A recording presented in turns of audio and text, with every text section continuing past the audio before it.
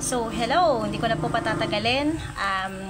Sino na lang po ang mag-join sa live. Ayan. So, hindi ko na patataasin yung viewers. Basta. Good evening! So, andito po ako para po mag-share sa inyo product knowledge about St. Peter Life Plan. So, pambilis lang naman po ito. So, alam ko naman po na karamihan po sa atin may idea na po kung ano ang St. Peter. At marami na po sa atin all over the world ang meron pong ganito plan. So, even I, praise God, natapos ko na po yung aking plan. Meron na pong dumating sa akin na certificate of full payment. So, anytime pwede na po akong umuwi kay Lord. joke lang. So, for me bata pa ako, pero kumuha ko niyan year 2019. So, bata pa po ako noon. 2019, 29 lang yata ako or 28, 'di ba?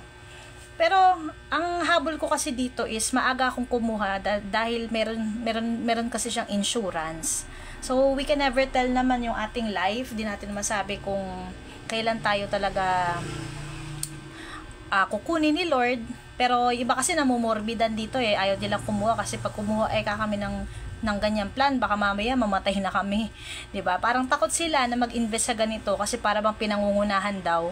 It's not true kasi iba pa rin po yung preparado tayo. Kasi hindi naman natin 'to ginagawa just for ourselves. We are doing this for the sake of our families din, para ma-secure din natin yung future nila na syempre pag nawala na tayo, lalo na kung tayo yung breadwinner, tayo yung head of the family, tas nawala tayo, paano na sila? Paano kung wala tayong ganitong plan, 'di ba? Wala tayong maiiwanan na kumbaga maiiwan sila na bukod sa muluhaan sila at nalulungkot, baon pa sila sa utang. Dahil nga hindi tayo prepared sa mga ganito. So ito po yung kagandahan ng merong St. Peter Life Plan. So, andito po ako sa tindahan namin, parang mahina yung connection, naka-open pa nga siya. So, hindi ko na po patatagalin. Ayan, good evening po ulit sa inyong lahat. This is just quick overview or parang product knowledge about St. Peter Life Plan. I am one of those many agents ng St. Peter Life Plan. So, dito po ako sa Malolos branch. So, ayan. Pakita ko lang sa inyo yung brochure. Yan. St. Peter Traditional Life Plan. So, introduce ko si St. Peter. Si St. Peter, isa po siyang death care expert na nag-o-offer ng mga pre-need traditional plans. So, pag sinabi po nating pre-need, you are buying it before the need. Hindi mo pa siya kailangan, pero binibili mo na siya, 'di ba? Para lang ma-secure yung... And of course, when we say pre-need, alam naman natin yan, pati sa real estate, nag-real estate din ako before.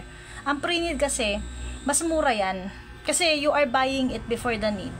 Unlike sa at need, mas mahal siya. Kasi, kung kailan mo kailangan, saka mo binibili. So, doble, triple yung presyo niya.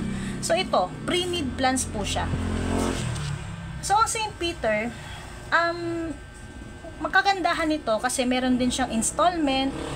May mga terms siya like monthly, quarterly, semi-annual, annual.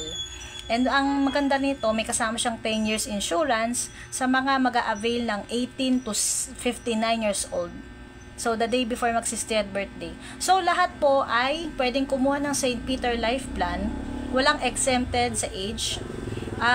Kaya lang, yung insurance is, ang insurance po niyan is only for 18 to 59 years old. Pag 60 and above, pwede pa rin kumuha pero hindi na siya covered ng insurance. So, later po, explain ko po yung mga ibig sabihin yan. So, ayan. Si St. Peter, tatanong niyo sa akin, ilang years siya babayaran? 5 years to pay. Pero ngayon po kasi may ino-offer na sila na pwede na po siyang bayaran ng 7 years. So, meron lang pong specific na plans na ino-offer na pwede siyang bayaran ng 7 years. Like St. George and St. Gregory. So, as low as 775 per month. So, mga talagang mahihirapan pong magbayad. So, binibigyan po siya ng consideration. Kaya, in-extend nila ng 7 years. Pero, ano pa rin siya? Ang pinaka yung basic na 5 years. So, explain ko lang, ano ba ang services ni St. Peter Life Plan? So, una sa lahat, services, retrieval ng katawan or yung cadaver, kapag namatay tayo, alam naman natin, pag namatay tayo, pwede tayong mamatay sa hospital, sa bahay, or kung saan man tayo abutan. So, pagka ikaw may St. Peter, tatawagan lang ng family member ang St. Peter, nearest chapel, malapit, kung saan malapit yung plan holder, kung saan siya namatay, dun tatawagan. So, susundo yung St. Peter, diba? Kukunin yung katawan, dadalhin sa chapel, so for embalming, at doon na po lalagan po ng kung ano yung plan na pinili po natin, diba? Like, kunyari, St. Gregory, syempre, alam naman natin. Pero po, ang provided kasi ng family, yung damit na isusuot, diba? Barong, or kung ano man yan, sa lalaki, sa babae, ano din, 'di ba? Naka-gown, mga ganon, sapatos, ganyan, provided ng family. Pero yung embalming, yung casket, ayan, kasama na yan. Chapel, stay 4 days, 3 to 4 days na stay sa chapel. Aircon yan, ganyan. So, clear ko din, kasi may mga complaints kasi talaga sa Saint na minsan, sasabihin, bakit ang pangit ng St. Peter, kasi bakit walang bulaklak, ganyan. Take note po, depende po kasi yan sa plan na pipiliin ninyo. Like yung yung kunyari St. Gregory. So yan po yung hindi ko sinasabing cheap ha. Yan yung pinaka-affordable na plan. No, so pinakamura siya, metal na siya, and yet, syempre pagdating dun sa mga wreath, yung mga flowers, usually isa lang yung bulaklak na wreath. Yung mga bulaklak, sagot po ng sagot po ng family, or kung may magbibigay, yung as in na pupuno ng bulaklak yung buong casket. Ang sagot lang talaga ng St. Peter, limited lang, pati yung candle. Depende sa plan. Kung high-end yung plan na pinili nila, then mas sagot na, marami ng bulaklak, ganun. Depende po sa plan. So, yung iba kasi hindi nalilinaw sa kanila yun o maasa sila, akala nila na kahit na ito yung plan na pinili nila, ganito na karami yung flowers na makukuha nila, ganyan-ganyan, diba? So, ayun. Ala ko may tao. So, balik po tayo. So, may mga yung mga St. Peter Chapel, ayan, accredited yan. Kung saan ka malapit, kagandahan kasi nito, kung saan malapit yung plan holder, halimbawa dito sa akin, Malolos ako, meron dito sa Bulihan. So, doon, ibuburol, diba? So, nationwide siya. Basta kung nasaan ka, marami naman po kasing mga offices, maraming mga chapels, diba? Doon dadalhin yon. And then, ang hindi lang po cover dito is yung lote. Funeral service lang siya talaga, memorial plan, wala lang lot. So, 3 to 4 days. So, ang mangyari nun, kung halimbawa man, hindi pa fully paid yung plan, kailangan i-settle that 2 days before the libing ng diba? Saka pa lang hahatid. So, kasama naman po yung meron namang pa-tribute sa St. Peter. So, magbibigay lang ng USB yung family, i-email sa kanila, parang, hihingan ng mga pictures, compilation, lahat ng pictures nung namatay. Parang tribute, gagawa ng tribute, compilation, ganon. Piplay yon during the lamay, or meron ding eulogy, tawag doon, eulogy, tribute ng family. May mag-host naman po. Meron naman po, pupunta naman po kami. Kung sino yung agent na nag-assist, pupunta yon. So, kami yung mag-aayos nun. Ayan. Ay, si Ay na ba to? Hello, sis. Ayan. So, ayun nga, hanggang sa huling, dahatid siya. Yung car na, diba? Yung karo. Hanggang dun sa paglilipingan. Hindi nga lang po covered ng St. Peter yan. Hindi kasama sa yon. Hindi kasama sa services namin yon. So, ko naman, i-note ko dito after na live ko, yung list ng services. And ito naman, dako naman tayo dito sa yung mga advantages ng St. Peter Life Plan. Sis, kuha ka. Joke lang. Ayan, kailangan ko talagang kasi malapit na po kasi mag-price increase. So, ngayon, ang pinakamura po natin is 1,000 per month, St. George. Yan, wood yan. Pero maganda naman siya. Wood casket siya. 1K. Kasi before naabutan ko, 700 to 25 lang yung plan ko, monthly. Naging 900, ngayon 1,100 na. So, pag nag-price increase yan, mas lalaki pa yan. So, una, affordable installments. Affordable installment rates in monthly, quarterly, semi-annual, and annual modes of payment. So, yan nga po. So, let's, assume na pinakamalaki po talaga interest is monthly. Kasi monthly yan so 60 months, diba? 12 times 5. So, nito, yung annual, sis 1,000. St. Gregory siya. Ang pinaka maganda ditong installment na walang interest is annual dahil zero interest yan annual. So hangga't maaari kung kaya ng client, ini-encourage talaga namin na mag-annual sila. Pero syempre kung iti-tailor mo na kung ano yung afford ng client mo, ng plan holder, kung saan sila mas makakaluwag. Next is transferability. You may transfer the plan to another living person. Pwede itong ipasalo. Pwede mong ibenta sa iba. Kunyari, hindi mo na kayang hulugan yung plan mo. Ako, halimbawa, kunyari, 3 years na ako naguhulog, then nawalan ako ng means magbayad. Bilhin mo naman tong plan ko. Bebenta mo, ipapasalo mo. Meron lang tayong process kung paano transfer dun sa pangalan ng kung sino man yung kukuha ng plan, ganyan. Meron lang mga papel, may mga documents lang. Tapos parang may transferability fee. Tutuloy na lang niya yung hinulog mo. Ngayon, kung ibebenta mo sa kanya, magne-negotiate na lang kayo kung magkano yung gusto mong ibayad niya sa'yo. 'Di ba?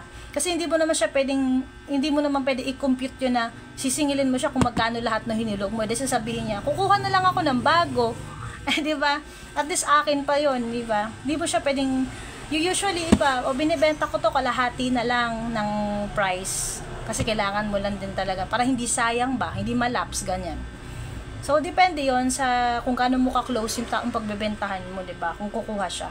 Pero iba iba talaga mas gusto nilang kumuha ng bago na kasi para wala nang mga hassle o walang maging conflict.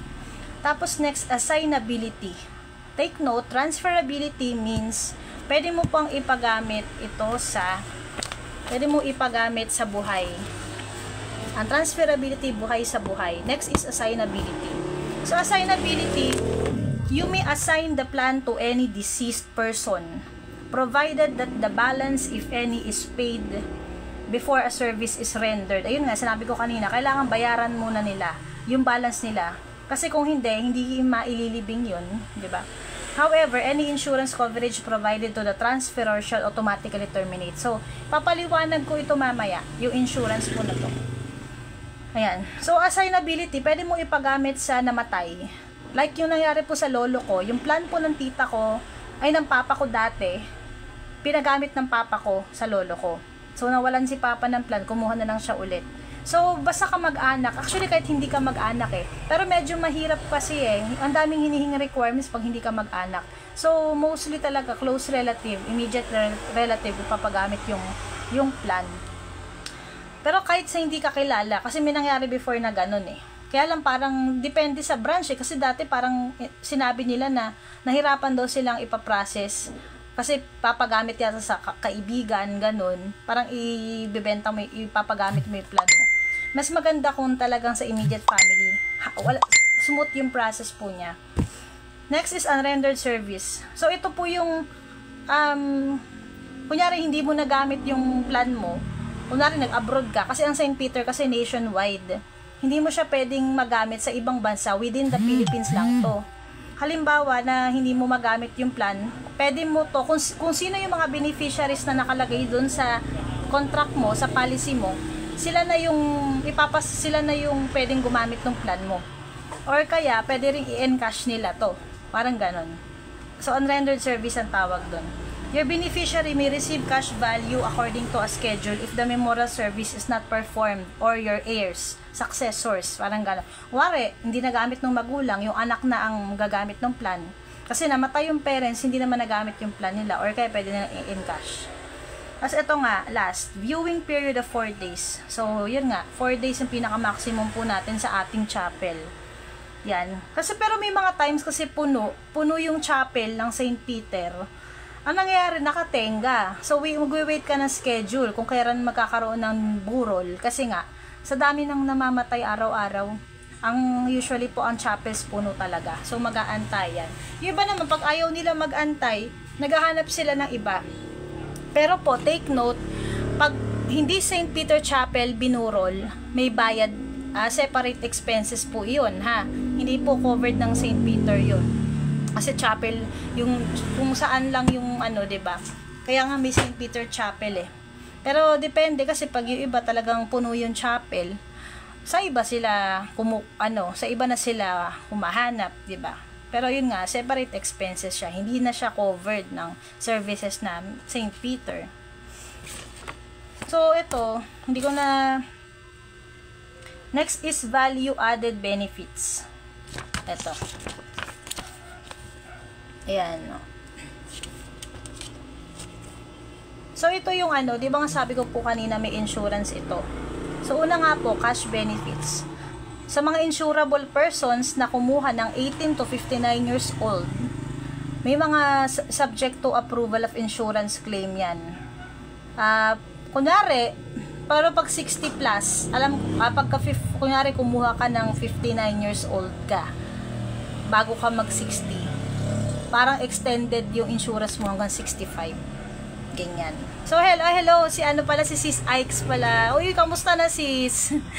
Hindi tayo nagkakamustahan. Si Sis Jane, no, nanonood. Hello, good evening. Ayan. So, yung cash benefit, yung plan ho ito. Kunwari, insured ka.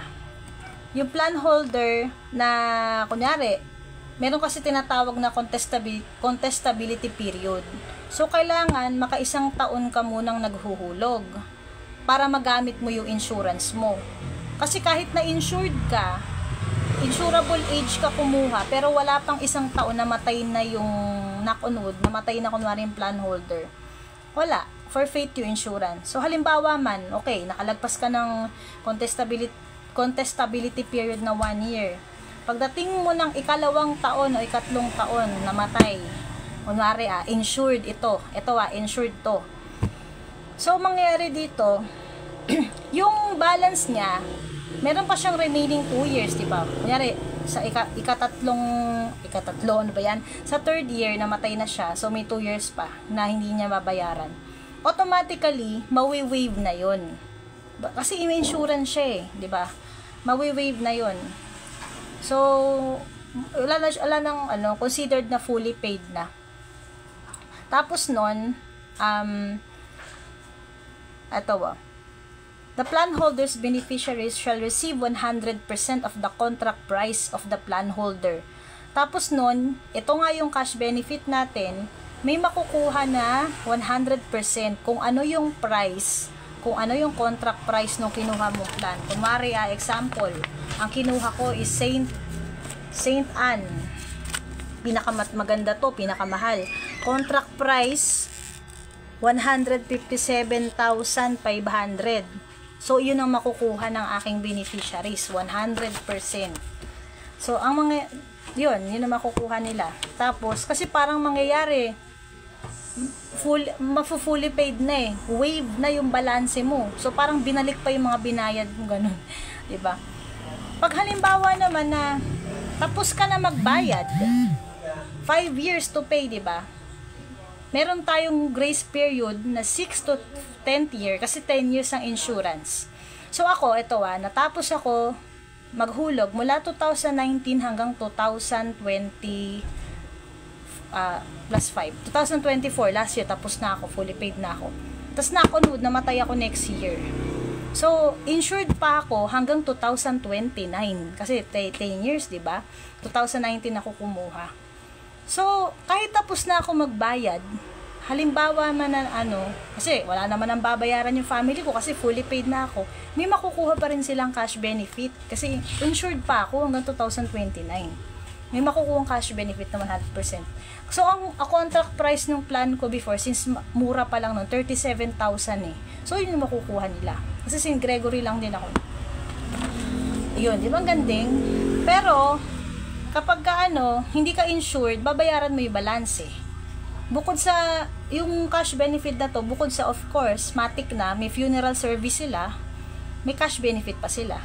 Ganon. Pero pagka hindi ka insured, wala, babayaran mo talaga ang balance. Ang makukuha mo lang is yung funeral service, walang cash benefit. So, yun, na-explain ko na pala to.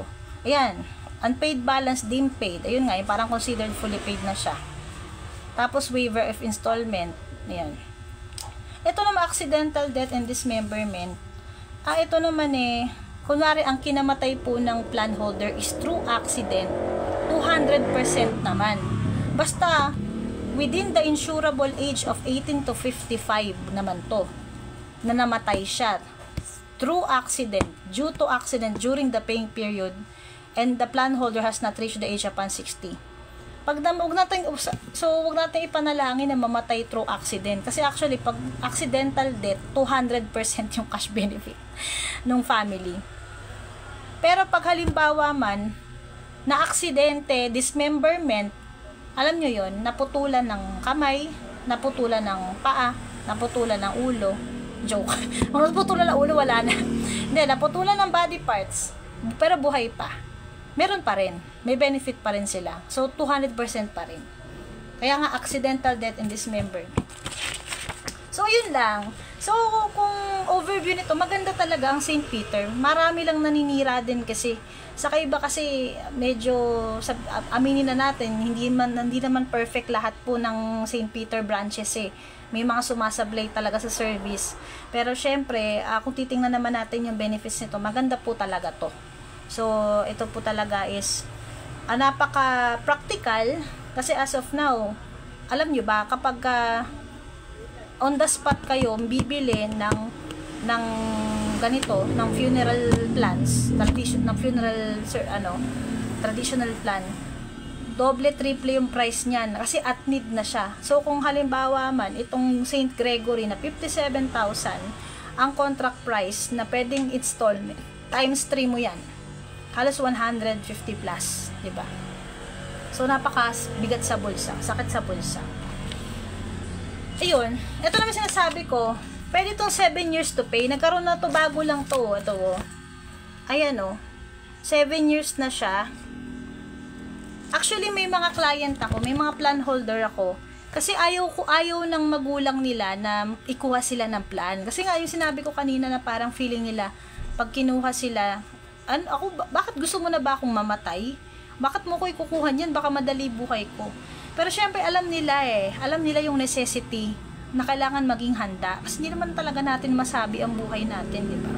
It's just a preparation. And kinukuha nila na hindi alam ng family, patago. Pero it's a great sign na mahal nila yung loved one nila na yun, parents nila, kasi sinecure na nila, di ba? At sinecure din nila yung future nila kasi halimbawa wala palang plano yung magulang na to, na yung iba nga, sila pa nga nagsasabi, anak, ikuha mo ako ng St. Peter para pagka halimbawang nawala kami, wala na kayong problema. Wala na kayong intindihin. Ganun ang tama. Yun ang malawak na, ganun dapat tayo kalawak, ako open-minded, diba? Kasi talaga naman darating tayo sa ganun. So, kailangan po maging prepared. So, ito po, ang maganda pa nga pala nito, kapag spot cash kayo kumuha, alam niyo yung spot cash, on the spot na fully paid nyo, may 10% kayo na discount.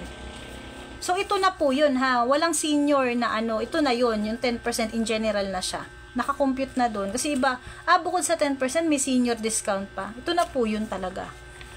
Tapos, ganyan yan, St. Gregory, 850 per month, ganyan. Invite ko nga asawa ko makinig dito. Saan ba?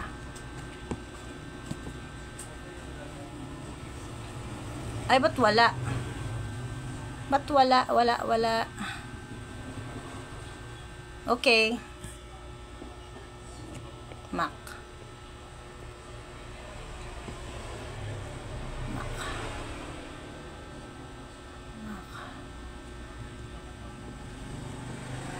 Ay, ba't wala?